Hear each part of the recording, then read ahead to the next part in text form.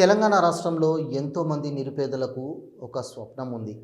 అది తాము ఉండేందుకు ఒక పక్కా ఇల్లు. ఇప్పుడు ఆ స్వప్నం నిజమవుతోంది. తెలంగాణ ప్రభుత్వం ప్రవేశపెట్టిన ఇందిరమ్మ ఇల్లు పథకం ద్వారా.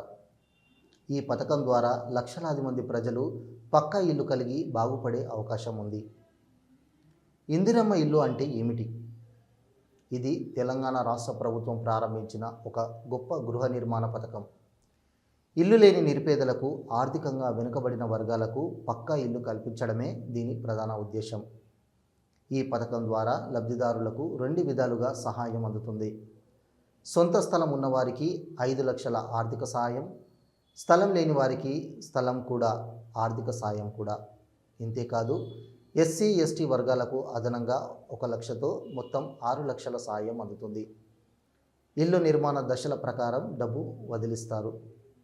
పునాది పూర్తయ్యాక 1 లక్ష, గోడల నిర్మాణం తర్వాత 1.25 లక్షలు, స్లాబ్ వేసిన తర్వాత 1.75 లక్షలు, ఇలా మొత్తం సాయం లబ్ధిదారుల ఖాతాలో డైరెక్ట్గా జమ అవుతుంది. ఇప్పటికే రాష్ట్ర వ్యాప్తంగా దాదాపు 77 లక్షల దరఖాస్తులు వచ్చాయి. అందులో సుమారు 36 లక్షల మందిని అర్హులుగా గుర్తించారు. ప్రతి నియోజకవర్గానికి 3,500 ఇళ్ల లక్ష్యంతో మొత్తం 4.5 లక్షల ఇళ్లను తొలి దశలో నిర్మించనున్నట్లు ప్రభుత్వం ప్రకటించింది. ఇందిరమ్మ ఇల్లు పథకం కోసం అర్హతలు ఏమిటంటే, రాష్ట్రానికి చెందిన పర్మనెంట్ నివాసి అయి ఉండాలి, కుటుంబ ఆదాయం 2 లక్షల కంటే తక్కువగా ఉండాలి, సొంత పక్క ఇల్లు లేకపోవాలి, గతంలో ఏ ప్రభుత్వ గృహ పథకం నుండి లబ్ధి పొందకపోవాలి, దళితులు, గిరిజనులు, మైనారిటీలకు ప్రాధాన్యత ఉంటుంది, ఒంటరి మహిళలు, వితంతువులు కూడా అర్హులే. ప్రజాపాలన ద్వారా దరఖాస్తులు స్వీకరించారు. ఎంపీడీఓ, ఎంఆర్ఓ కార్యాలయాల్లో ప్రత్యేక కౌంటర్ల ద్వారా దరఖాస్తులు అందుకున్నారు. దరఖాస్తుతో పాటు అవసరమైన పత్రాలు కూడా సమర్పించాలి. ఆధార్, రేషన్ కార్డ్, ఆదాయ ధృవీకరణ, నివాస ధృవీకరణ, బ్యాంకు పాస్బుక్, ఫోటో, భూమి పత్రాలు. ఇందిరమ్మ కమిటీలు గ్రామ స్థాయిలో సర్వేలు చేసి లబ్ధిదారులను ఎంపిక చేస్తాయి. గ్రామ సభల ద్వారా జాబితా ప్రదర్శించి అభ్యంతరాలను స్వీకరిస్తారు. తుది జాబితాను కలెక్టర్లు పర్యవేక్షిస్తారు. అర్హులను 3 జాబితాలుగా విభజించారు. L1 సొంత స్థలం ఉంది, ఇల్లు లేదు. L2 స్థలం లేదు, ఇల్లు లేదు. L3 ఇల్లు ఉంది, ఆదాయం ఎక్కువగా ఉంది.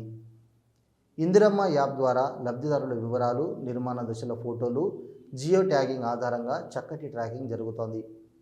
తప్పుడు డేటా నమోదు చేస్తే AI సాంకేతికత గుర్తించి చర్యలు తీసుకుంటోంది. ఈ యాప్లో లబ్ధిదారుల ముఖాలు, ఇంటి స్థలం లొకేషన్, నిర్మాణ దశల ఫోటోలు, పూర్తి వివరాలు ఉండేలా ఏర్పాటు చేశారు. జూన్ 18 అర్హుల తాత్కాలిక జాబితా, జూన్ 21 గ్రామ సభల ద్వారా ప్రదర్శన, జూన్ 26 తుది జాబితా ప్రకటన. ప్రస్తుతం పూర్తి స్థాయిలో ఆన్లైన్ స్టేటస్ సర్వీస్ అందుబాటులో లేదు. భవిష్యత్తులో మొబైల్ నంబర్ లేదా ఆధార్తో స్టేటస్ తెలుసుకునే సదుపాయం ఉండే అవకాశం ఉంది. ఇల్లు అంటే సొంత స్థలం కాదు, ఓ స్థిరమైన భద్రత. అలాంటి భద్రతను అందించేందుకు తెలంగాణ ప్రభుత్వం చేస్తున్న ఈ ప్రయత్నం నిజంగా అభినందనీయమైనది. ఇందిరమ్మ ఇల్లు పథకం ద్వారా లక్షల మంది జీవితాల్లో వెలుగు నింపబడుతోంది. మీరు కూడా అర్హులైతే తప్పకుండా దరఖాస్తు చేసుకోండి. మరిన్ని వివరాల కోసం అధికారిక వెబ్సైట్ను సందర్శించండి.